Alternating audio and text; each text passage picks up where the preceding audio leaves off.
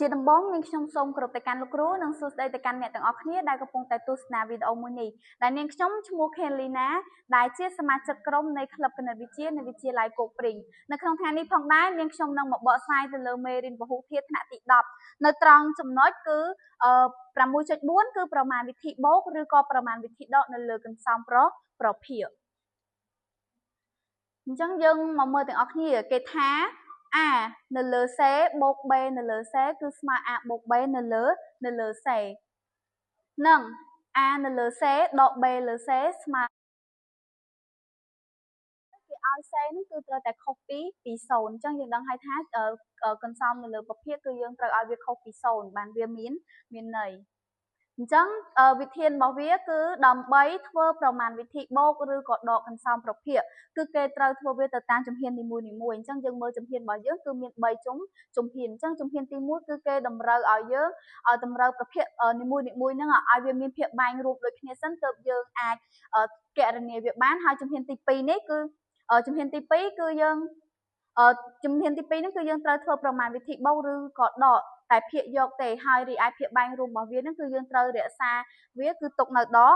ដែលហើយជំហានទី3គឺយើងធ្វើការសម្រួលលទ្ធផលនៅពេលដែលយើងធ្វើទៅតាមជំហាន2ខាងលើនឹងបានអញ្ចឹងគឺយើងចាប់ផ្ដើមមកមើលឧទាហរណ៍របស់យើងគឺគេថាឲ្យយើងចូលគណនាកន្សោមខាងក្រោមអញ្ចឹងក៏គេឲ្យ x នៅលើ x ការ៉េដក1បូកជាមួយនឹង x នៅលើ x ការ៉េដក1អញ្ចឹងឥឡូវយើងមើលថាតើវាមានភាពបាញ់រួមដូចគ្នានៅគឺយើងឃើញថាវាមានភាពបាញ់រួមដូចគ្នាហើយអញ្ចឹងគឺយើងអាចចាប់ផ្ដើមគណនាកន្សោមនេះបានហើយអញ្ចឹងគឺគេបាន x បូកនឹង x នៅលើ x ការ៉េដក1អញ្ចឹងយើងដាក់ភាពបាញ់វាជារួមមកដោយសារតើភាពបាញ់របស់វាហ្នឹងគឺវាដូចគ្នាហើយបន្ទាប់មកភាគយកហ្នឹងគឺយើងគណនាវាទៅតាមហ្នឹងទៅអញ្ចឹងនេះគឺជាប្រមាណវិធីបូកអញ្ចឹងគឺគេបាន x បូកជាមួយនឹង x គឺបាន x ការ៉េដក x ការ៉េដក1ហើយបូកទៅគឺយើងបាន 2x នៅលើ x ការ៉េដក1អញ្ចឹងដូចនេះកន្សោមរបស់យើងគឺកន្សោម x នៅលើ x ការ៉េដក1បូកជាមួយនឹង x នៅលើ x ការ៉េដក1ហ្នឹងគឺបាន 2x នៅលើ x ការ៉េដក1អញ្ចឹងគឺយើងចាប់ផ្ដើមមកមើលឧទាហរណ៍ទី2របស់យើងម្ដងគឺខដែលគេឲ្យ1នៅលើ1បូក a ដកនឹង 2a នៅលើ1ដក a ការ៉េអញ្ចឹងឥឡូវអ្នកទាំងអស់គ្នាមើលថាតើភាពបែងរបស់វាហ្នឹងគឺដូចគ្នាអត់ហើយយើងអាចគណនាវាបាននៅអញ្ចឹងយើងឃើញថាកាលណាដែលភាពបែងវាអត់ដូចគ្នាទេគឺយើងអត់ទាន់អាចគណនាវាបានទេគឺយើងត្រូវធ្វើម៉េចតម្រូវអាភាពបែងហ្នឹងឲ្យវាដូចគ្នាសិនអញ្ចឹងយើងដឹងហើយថានេះគឺវាចូលរូបមន្តនេះគេគឺចូលរូបមន្ត a ការ៉េដក b ការ៉េអញ្ចឹងរូបមន្ត a ការ៉េដក b ការ៉េគឺស្មើ a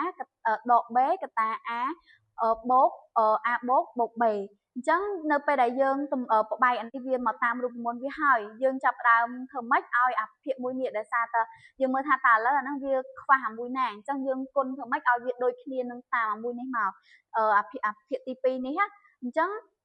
យើងតម្រូវទៅដោយសារតានេះយើងមាន1បូកនឹង a ហើយអញ្ចឹងយើងតម្រូវធ្វើម៉េចឲ្យដូចអាខាងនេះអញ្ចឹងវានៅខ្វះ1ដក a អញ្ចឹងយើងត្រូវចាំថាកាលណាដែលភាគបែងតម្រូវនឹងប៉ុណ្ណាភាគយកគឺយើងតម្រូវនឹងប៉ុណ្ណឹងដែរអញ្ចឹងឥឡូវយើងគណនានេះមក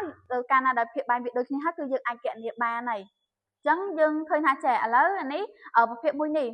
យើងគុណបញ្ចូលវាមកដើម្បីបាត់វងកញ្ចក់ហ្នឹងអញ្ចឹង1គុណនឹង1គឺបាន1គុណនឹងដក a គឺបានដក a បន្ទាប់មកភាពបែងរួមនេះគឺយើងដាក់ចូលគ្នាហើយអានេះគឺដក2អញ្ចឹងប្រមាណវិធីរបស់យើងគឺប្រមាណវិធីដកអញ្ចឹងយើងដាក់ដក2មកហើយយើងគណនាទៅតាមហ្នឹងហើយយើងឃើញថាអានេះ